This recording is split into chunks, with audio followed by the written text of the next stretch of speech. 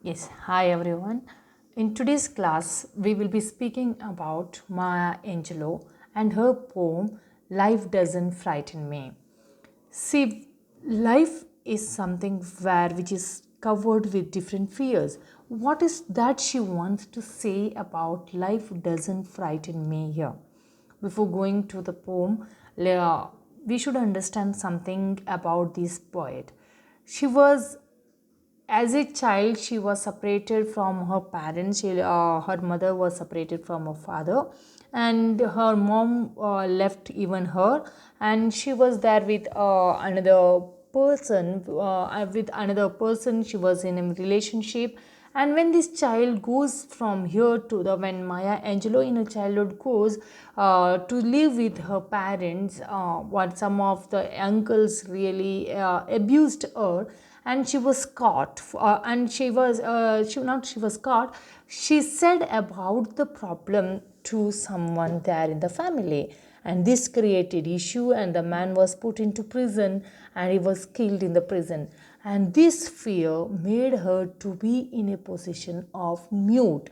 She did not speak to anyone for many years because she had a fear, not fear exactly, we should say that she had a guilt that because of her, it's only because of her voice that man was killed, and she wanted to keep it inside, and this fear made her to be quiet. And when she grew up, she felt that, as how long can you be quiet?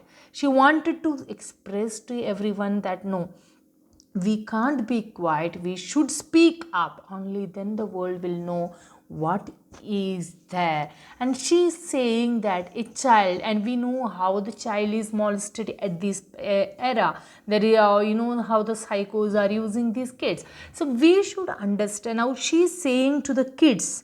This poem is especially, she is expressing to the kids that you should not be afraid in this world. So she starts with like this, saying that shadows on the wall, noises down the hall, life doesn't frighten me at all. So let it be that something down, some shadows I see when I'm lonely in the home, or the noises from the outside. We know that when we were child, all these things were scary for us. Now she is saying that life doesn't frighten me at all. For me, all these things as a child, when I am okay, as a child, which your things is frightening me, now I am not at all worried about this. Again, she continues in the second stanza saying, bad dogs barking loud, big ghost in a cloud. Life doesn't frighten me at all. So, again, further she says that is, let it be the dogs or the ghosts in the cloud, whatever it is, life is not going to frighten me at all. Again and again she is repeating the word, life doesn't frighten me at all. You see, life is something which comes with different packs, we can say. It's not only happiness you will find, you will find sadness, you will feel sorrows, you will be frightened by many things. All these things comes to your life and you have to face it. How long will you be afraid, or how long will you be sad? You can't say that because of this person I am sad for long. No, you have to overcome that sadness and move forward. You can't say that always I am afraid of ghosts or dogs or anything else. No, it is not going to control you. The fears should not control you. As your fears are controlling you, your life will not be moving forward. So you will be caught up in these fears, and these fears will not allow you to grow. So come away from these fears. That's what she's saying. All these things which used to frighten me at all in my childhood, and even though in these days it is not frightening me at all. Again, she continues saying that mean old mother goose, lions on the loose, they don't frighten me at all. I mean, old Mother Goose is a character from the kids' cartoons. We can say that it came from the stories. And these old Mother Goose, which used to, when we feed kids, we say we feed kids, we made to control them. We say that is every every culture has a way of saying to kids, saying that even if it's in Kannada they say gogaya, or if it is in different like the booth or anything, like something scary to make the kids feel. So she's saying that the old mother goose which used to, I was scared of that thing, that character. Now I am not afraid of that, nor even the lions on the loose. If you leave out the lions very loosely, very freely in the parks, I'm not worried about all of all these things. Further, dragons breathing flames on my counter pane, that doesn't frighten me at all. Of course, if I'm sleeping, when we are kids, we have the feeling that if we are sleeping, we, not only kids, even if we can find many grown-ups also. So when we sleep, we have a feeling, isn't it? Like, someone will attack us, or the ghost or the dragon. So she's saying that what happens, like the dragons with the flames coming on and attacking the counter pane, that's a bed sheet that I'm wearing, so covering myself. So what will happen, that all these things are the frightening things for me? But no, these things doesn't frighten me at all these things were frightening, of course, that's why she's saying all these things. But she's saying that now it is not frightening me. All these were scary for me, and because of this scariness, I was not open enough, or I was not very happy. So I have to go. Now she says, continuing saying that, what does she do? She says that I go boo. Like I will be going and scare them, like saying boo, and make them shoo. Shoo is where they will be flying away. So the way the child is attacking the things, maybe the dragon or the dogs barking, anything, I go boo and make them shoo, and I make fun the way they run. So when I make this, they run away and I make fun of those things. I won't cry, so they fly.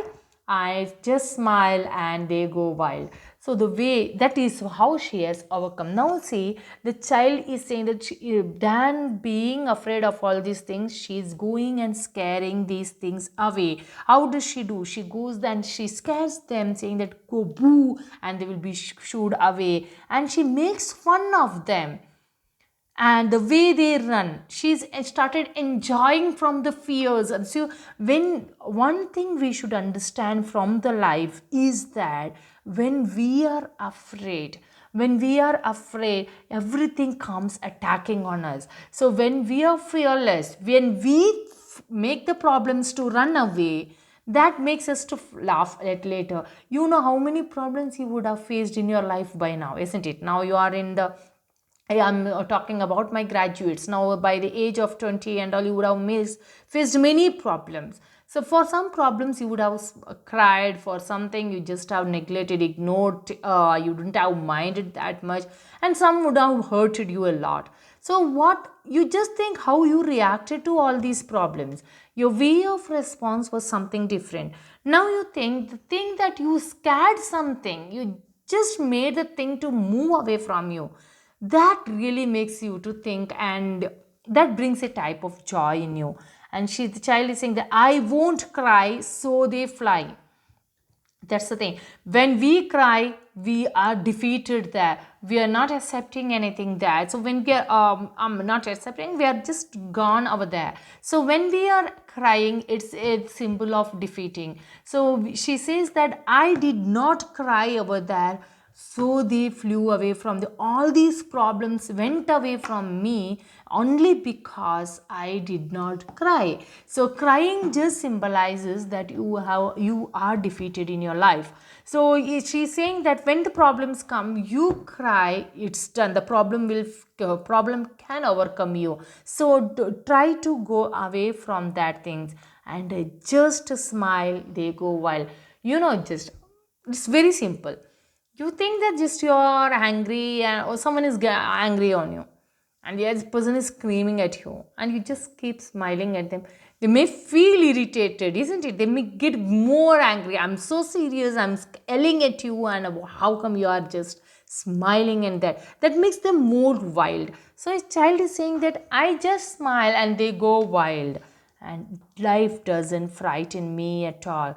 Again, further, she continues saying that the tough guys fight all till now you could see only the animals, dragons, all the cartoon characters like the Mother Goose, etc. were there. Now she's saying that the tough guys fight and all alone at night. So if I see someone fighting there on the streets, vagabonds or anyone, or the boys they fight, or I'm all alone at night, it doesn't frighten me at all. Panthers in the park or the strangers in the dark, no, they are not frightening me at all. Again, she is saying that how the panthers in the park, it is not going to affect me, nor the strangers in the dark. The person whom I don't know, by seeing them, I'm not going to be scared again, because life is not going to frighten me at all. Again, I told just connect it with the poet there. The poet came from somewhere to her mom's place to be there. As their parents were separated, she had to move near from her grandparents. She moved near to her mom, and that's where she was exposed to a new school. It can be news of our own a type of biography, and that new classroom where boys all pull my hair, because she was a type of subordinate, isn't it? She was not voicing, she was not powerful, she was scared of everything. When you are scared of anything, everyone try to dominate you, and that's what happened. So she's saying that when I was scared when I was there in the classrooms, boys pulled my hair and they irritated me, and the little girls, they used to laugh at me, and this doesn't frighten me at all. Of course, these were the things that once it was a great thing for me, now it doesn't matter me at all. Why?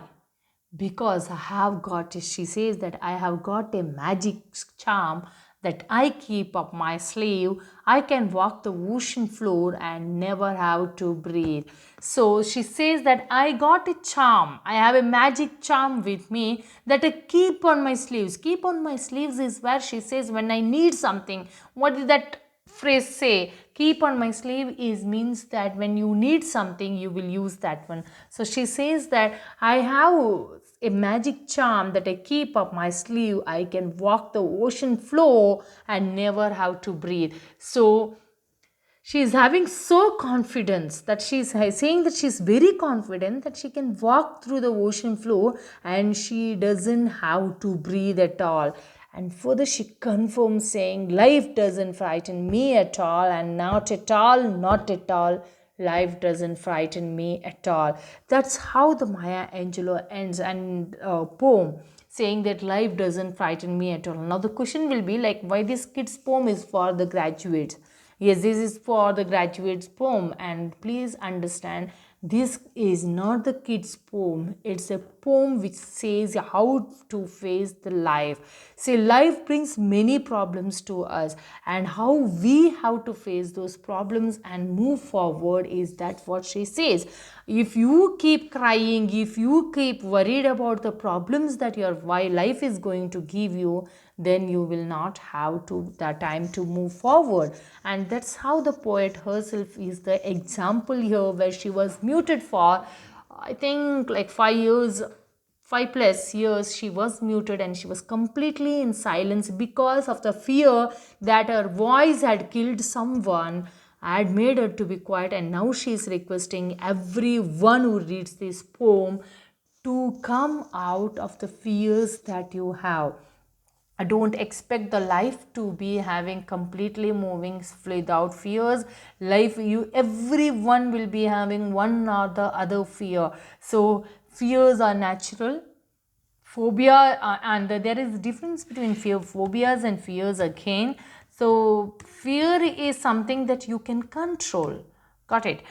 But phobias is something, it's you need for the treatment. You can't control over that. Fear is a normal emotion triggered by something threatening condition, something threatening. You feel like, yes, this is going to threaten me. That thing is called fear.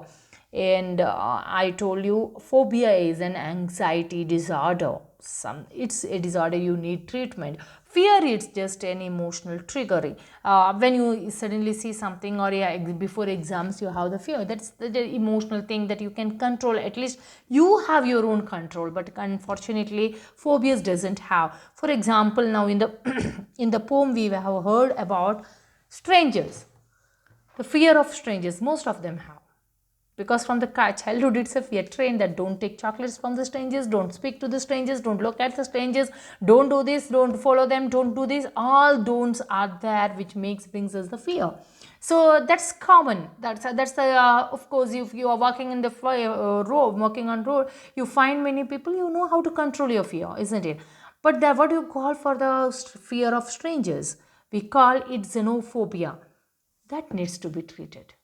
As soon as you see some strangers, you can't control your emotion, then it is controlled. In same way, darkness, what we call for the phobia of the darkness, it's called nyctophobia. So every fear of frogs that we say saw in the chap poem, your this fear of frogs is known as ranidophobia, and the fear of shadows. She says the shadows on the wall. What is a shadows in the wall is a fear.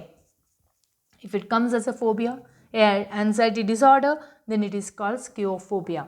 And further, this is all about the fears and phobia, and we need to understand that this poem is really an advice to all human beings to come out of the fears. Now, please understand, she was a black woman in US, and you know how the conditions are there in the US, especially during the time of the revolutions, what they fought for their rights, civil right movements, where they fought for their own freedom, to get the equality, even though they got, you know how they were separated and how they were considered. Even in those situations also, she could win the presidential, the most honorary award from Barack Obama, is something appreciatory before her death. So she uses different schemes, poetic schemes, like repetition. The repetition word she uses is life doesn't frighten me. And you can find rhymes, the shadows on the wall, the things on the hall, the noises on the hall, isn't it? Yes. So all the schemes are there. The last words are the rhyming scheme she uses. Alliterations are used there. Enjambment. The enjambment is a jumping off from one, the lines moves from one idea to the next one. You can find anaphora is the repetition of the words or phrases in this poem. And I hope you understood the poem. Even you have a beautiful novel from her, which is her biography of her own, where the caged birds never sings. It's really interesting. And thank you for listening.